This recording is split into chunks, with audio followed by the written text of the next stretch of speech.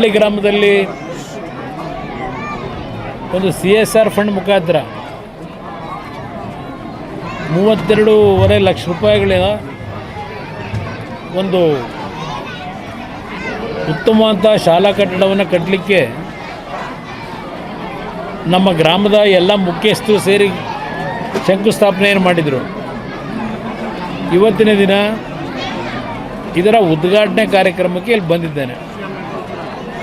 ಅದೇ ರೀತಿಯಲ್ಲಿ ಚೀರ್ನಹಳ್ಳಿ ಗ್ರಾಮದಲ್ಲಿ ಈಗ ಇದೇ ರೀತಿಯಲ್ಲಿ 32 ಲಕ್ಷ ರೂಪಾಯಿನಲ್ಲಿ ಮತ್ತು ಆ ಹಳ್ಳಿನಲ್ಲೂ ಸಹ ಶಾಲಾ ಕಟ್ಟಡಕ್ಕೆ ಗುದ್ಲಿ ಪೂಜೆ ಕಾರ್ಯಕ್ರಮ ಇಟ್ಕೊಂಡಿದ್ದೇವೆ. ಅದರ ಜೊತೆಗೆ ಕಿಲಾರದಲ್ಲಿ ಒಂದು ಬಸ್ಸಿನ ಅವಶ್ಯಕತೆ ಇದೆ ಅಂತ ಏನು ಹೇಳಿದರು.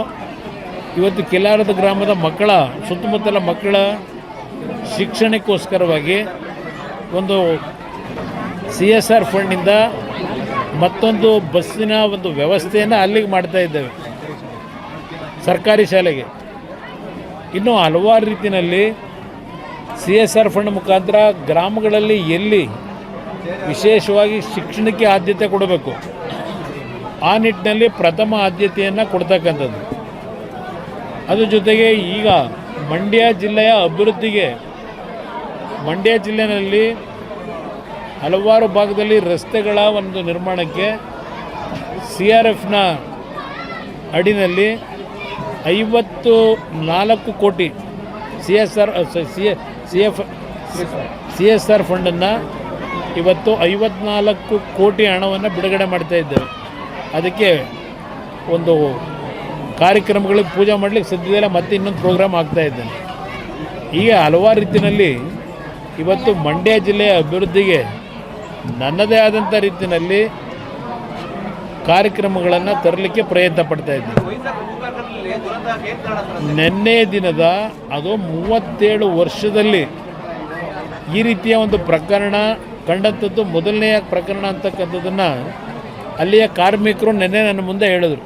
ನಾನು ನಿನ್ನೆ 4 ಕಾಲರಾದಂಥ ಘಟನೆಯನ್ನು ಸಾಯಂಕಾಲ 6:30-7 ಗಂಟೆಗೆ ನನಗೆ ಮೆಸೇಜ್ ಬಂತು. ಅದರ ಹಿನ್ನೆಲೆಯಲ್ಲಿ ಇಮ್ಮಿಡಿಯೇಟಾಗಿ ನಮ್ಮ ಅಧಿಕಾರಿಗಳಿಗೆ ಸೂಚನೆ ಕೊಟ್ಟಿದ್ದೆ.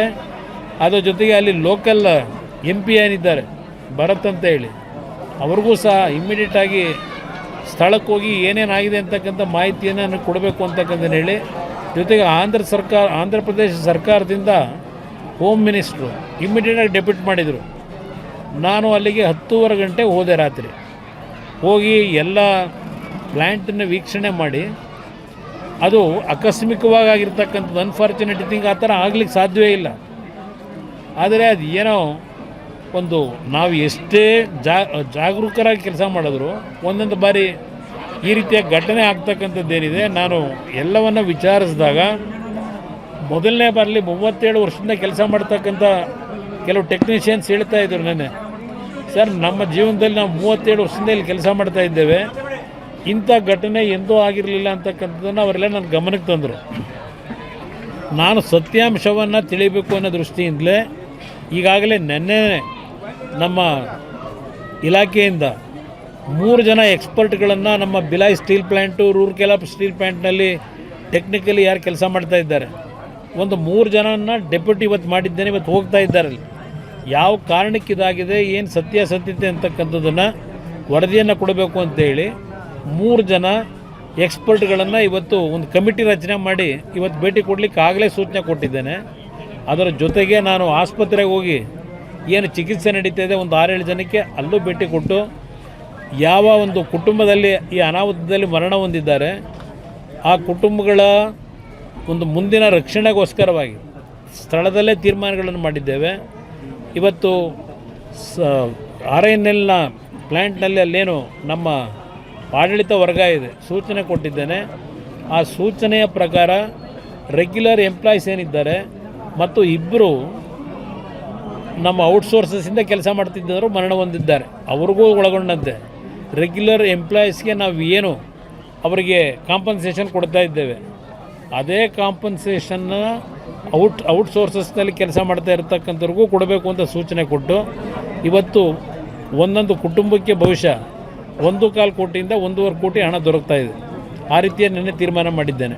PM ಅವರ ರಿಲೀಫ್ ಫಂಡಿಂದ ವಿಷಯ ಗೊತ್ತಾದ ತಕ್ಷಣ ಅವರು ಸಹ 2 ಲಕ್ಷ ಒಂದೊಂದು ಕುಟುಂಬಕ್ಕೆ ಪರಿಹಾರವನ್ನು ಘೋಷಣೆ ಮಾಡಿದ್ದಾರೆ. ಆಸ್ಪತ್ರೆಯಲ್ಲಿರ್ತಕ್ಕಂಥವರಿಗೆ ಚಿಕಿತ್ಸೆಗೆ 50,000 ರೂಪಾಯಿ ಅವ್ರ ಕಡೆಯಿಂದಲೂ ಕೊಟ್ಟಿದ್ದಾರೆ. ನಾವು ನಮ್ಮ ಅಧಿಕಾರಿಗಳಿಗೆ ಹೇಳಿದ್ದೇನೆ, ಆಸ್ಪತ್ರೆಯ ಸಂಪೂರ್ಣ ಖರ್ಚು ವೆಚ್ಚವನ್ನು ನಮ್ಮ ಇಲಾಖೆಯಿಂದ ಭರಿಸ್ತಾ ಇದ್ದೇವೆ. ಅದರ ಜೊತೆಗೆ ಆ ಒಂದು ಕಾರ್ಖಾನೆಯಲ್ಲಿ ಕೆಲಸ ಮಾಡ್ತಾ ಇದ್ದಂಥವ್ರು ಏನಿದ್ದಾರೆ ಅವರ ಕುಟುಂಬಗಳಿಗೆ ಆ ಕಾರ್ಖಾನೆಯ ನಮ್ಮ ಟೌನ್ಶಿಪ್ ಏನಿದೆ ಅಲ್ಲಿ ಅವರಿಗೆ ಒಂದು ಮನೆಯನ್ನು ಪರ್ಮನೆಂಟಾಗಿ ಕೊಡ್ತಕ್ಕಂಥ ನಿರ್ಧಾರ ಮಾಡಿದ್ದೇನೆ.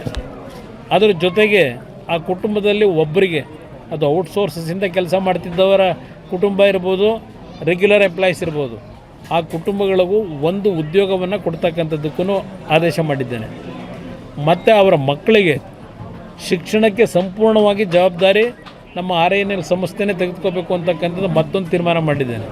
ಅಂದ ಅಲ್ಲಿ ತಕ್ಷಣಕ್ಕೆ ಆ ಕುಟುಂಬಕ್ಕೆ ನಾವು ಜೀವ ವಾಪಸ್ ತರಲಿಕ್ಕಾಗದೇ ಇದ್ದರೂ ಆ ಕುಟುಂಬಗಳ ಒಂದು ಬದುಕಿಗೆ ಬಹುಶಃ ಪ್ರಥಮ ಬಾರಿಗೆ ಈ ರೀತಿಯ ಒಂದು ಪರಿಹಾರವನ್ನು ಇವತ್ತು ತೆಗೆದುಕೊಂಡಿರ್ತಕ್ಕಂಥದ್ದು ಇಷ್ಟು ದೊಡ್ಡ ಮಟ್ಟದಲ್ಲಿ ಈ ಒಂದು ಪ್ರಕರಣದಲ್ಲಿ ಅಂತಕ್ಕಂಥದ್ದನ್ನು ನಿಮ್ಮ ಗಮನಕ್ಕೆ ತರ್ತಾ ಇದ್ದೇನೆ. ನಾನು ಹೋಗಿ ಎಲ್ಲ ಅವ್ರ ಜೊತೆ ಚರ್ಚೆ ಆದ ನಂತರ ಅವರಲ್ಲಿದ್ದಂಥ ಆತಂಕಗಳನ್ನು ಇವತ್ತು ಸಂಪೂರ್ಣವಾಗಿ ಸ್ವಲ್ಪ ಧೈರ್ಯ ತುಂಬಿದ್ದೇನೆ. ಅಲ್ಲಿ ಕೆಲಸ ಮಾಡ್ತಕ್ಕಂಥ ಎಂಪ್ಲಾಯೀಸ್ಗೆ ಹೇಳಿದ್ದೇನೆ, ನಿಮ್ಮ ಜೊತೆಯಲ್ಲಿ ನಾವು ಇದ್ದೇವೆ, ಯಾರೂ ಹೊಂದ್ಕೊಳ್ಳೋದು ಬೇಕಾಗಿಲ್ಲ, ತಪ್ಪು ಮಾಹಿತಿಗಳನ್ನು ಕೊಡಬಾರ್ದು ಅಂತಕ್ಕಂಥದ್ದನ್ನು ಹೇಳಿದ್ದೇವೆ. ಅದರಿಂದ ನಿನ್ನೆ ನಾನು ತಕ್ಷಣ ಹೋಗಿ ಅಲ್ಲಿ ಎಲ್ಲ ರೀತಿಯ ವ್ಯವಸ್ಥೆಗಳನ್ನು ಮಾಡಿ ಬೆಳಗಿನ ಜಾವ 3:15 ಗಂಟೆಗೆ ಬೆಂಗಳೂರು ವಾಪಸ್ ಬಂದು ಈಗ ಮಂಡ್ಯಕ್ಕೆ ಬಂದಿದ್ದೆ. ಸ್ವಾದಿಷ್ಟತೆಯ ಸ್ವಾದ, ತಾಜಾತನದ ಆಹ್ಲಾದ, ಉತ್ತಮ ಆರೋಗ್ಯ ಮತ್ತು ಹೆಚ್ಚಿನ ರೋಗ ನಿರೋಧಕ ಶಕ್ತಿಯ ವೃದ್ಧಿಗೆ ಈಗ ನಿಮಗೆ ಸಿಗುತ್ತಿದೆ ಉತ್ತಮ ಗುಣಮಟ್ಟದ ಪೌಷ್ಟಿಕಾಂಶ Shri Vaidik millet health mix. ಇದು ಸಿರಿಧಾನ್ಯಗಳ ಸಂಪತ್ತು.